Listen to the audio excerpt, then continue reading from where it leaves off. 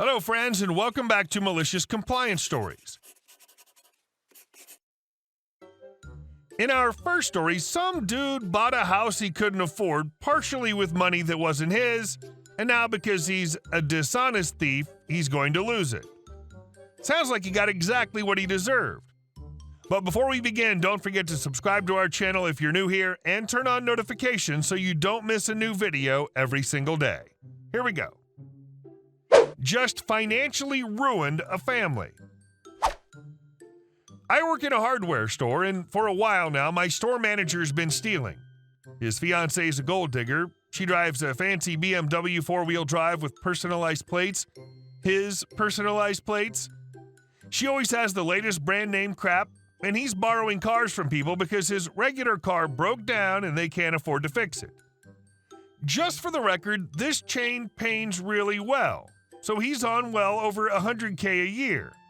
Plus, the fiancé works full-time too, but whatever.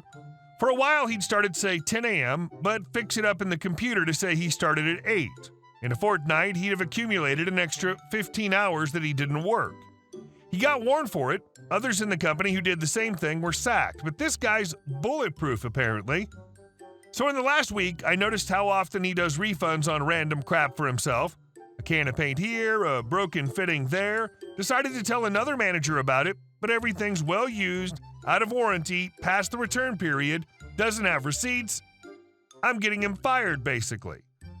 They've just spent $1 million on a house. They're losing that because of me. Strange feeling, that one. P.S. Just a whinge because I lack manager on my name badge doesn't mean I know any less. I probably know more. You did the right thing. Thieves don't deserve $1 million houses. And our second story. This place just got burglarized, but I still don't work there. I'm an aspiring law enforcement officer. In one of the cities I'm close to employment with, I decided to do a ride-along with an officer to see what a typical shift is like. The shift started at 11 p.m., but at around 12:30 a.m., my riding officer and I responded to a commercial burglary in progress. The suspects were long gone. We did the whole cop thing and secured the area, phoned the shift commander, started the report, and waited for crime scene investigation, CSI, to show up. The suspects entered the business through the large front window by throwing a large rock through it. There was glass and shards of rock everywhere. At around 1 a.m., the store manager finally shows up. The poor guy had to drive an hour and a half to get to the store. By this time, CSI was done with their tasks, and we began to look at the security footage. As a ride-along, you should dress somewhat sharp.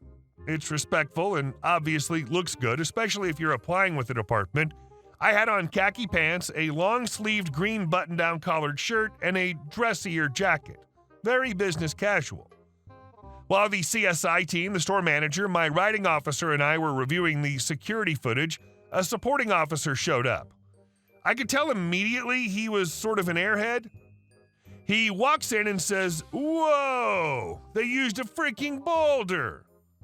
The tone in his voice made me laugh a little, but I just minded my own and kept my eyes on the footage. I came to find out that this place had been burglarized 3 times over the past 3 months. The airhead supporting officer kept looking at me kind of awkwardly, but I ignored it. He then asked where the bathroom was. The store manager told him, but the supporting officer was looking at me when he asked. My riding officer and the CSI team asked, "Does he think this kid works here?" and sort of laughed it off. The officer comes out of the bathroom, and after a few more minutes of conversation, he starts giving me tips on how to keep the business more secure. My riding officer starts snickering, but I decided to play along. I had about a 15-minute conversation with this officer on how to be more secure in the future. He even recommended that we put dummy phones on the shelf to fool potential thieves. It was a phone store that got burglarized. I even took fake notes in my little notebook on his recommendations. After torturing the officer for about 15 minutes, I finally asked him, "So what exactly makes you think I work here?" My riding officer, the CSI team, and even the store manager started busting up laughing. He tried to defend himself by saying things like, "Well, damn, you're not in uniform and you're not a suspect, are you?"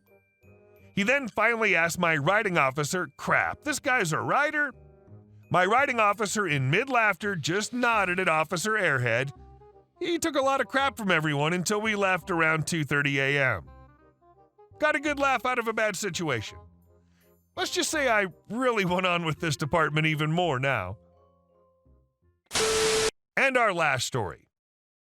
Entitled Mom Steals and Pawns Her Daughter's Ring. Background.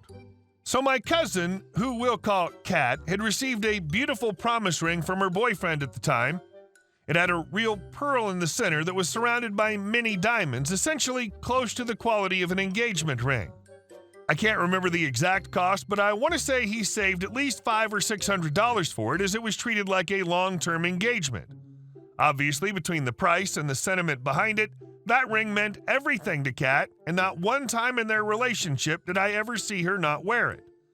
The ring has even more meaning to it now, as the couple had to separate a few months ago due to personal issues on his side, but he told her to keep the ring as a promise that he would return one day when everything was sorted. Now that that's out of the way, here's where Entitled Mom comes in. Kat's mom is a total leech of a woman who thinks everyone will bow down to her will.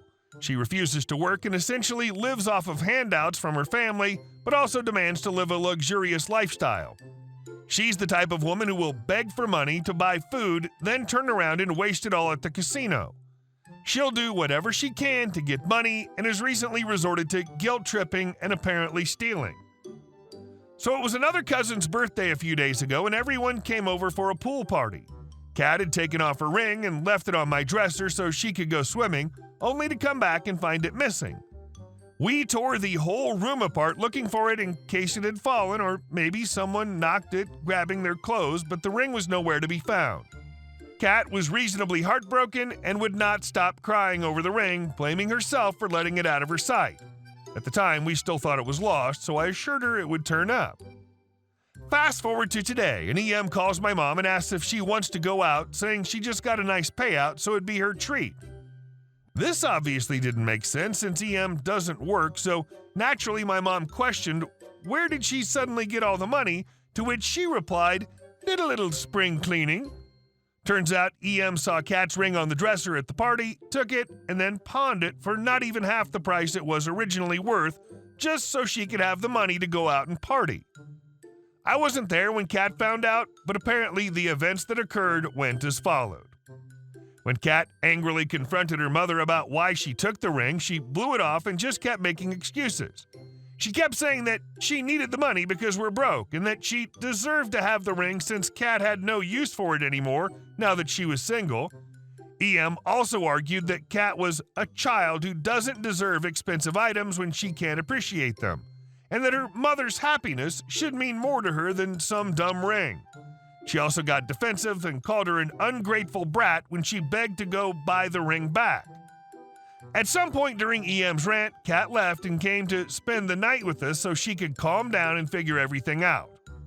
Kat has literally spent the whole evening trying to get a hold of the pawn shop to see if she can get her ring back, and EM is messaging both me and my mom, arguing that she did nothing wrong and that Kat's making a big deal out of nothing.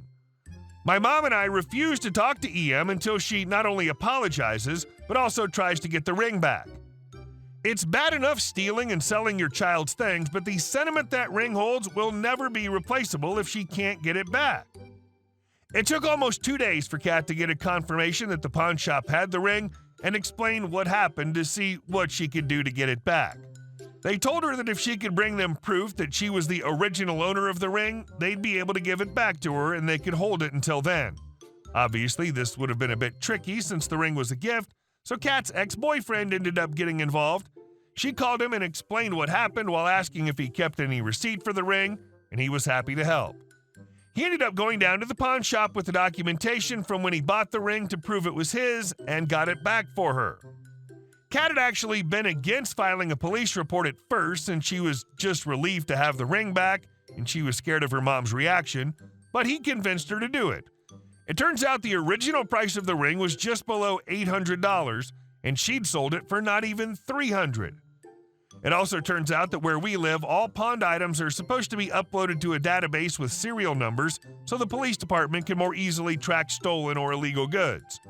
This means the police could easily look into that database with the reports from both Kat and the pawn shop and confirm the ring was there.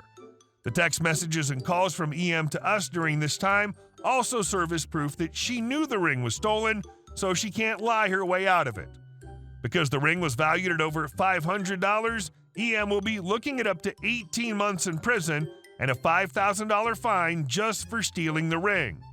Possibly even more, as she now has taken and used all the funds given to her from when she pawned the ring, so she could be potentially charged by the shop as well. She threw a massive tantrum and tried to guilt trip Kat into dropping it because she couldn't do that to her poor mother.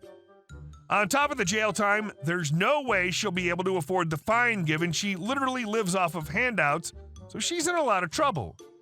EM's been crying to the rest of the family for sympathy, and sadly enough, most of them are enablers and took her side. Kat's phone has been blowing up with messages from family calling her selfish and an awful daughter for putting her mom in this situation because she's already struggling. She just ended up blocking them and is trying to relax after a very stressful week, and then look for apartments so she can move out and fully cut ties with her mom and the family members harassing her. It's been messy for everyone, but I'm just happy she got her ring back and EM is finally getting what she deserves. Hilarious when family says EM is struggling. She's not between jobs or even looking for work. Struggling's her chosen profession. Hey guys, thank you all for watching the video. I'll see you in the next one.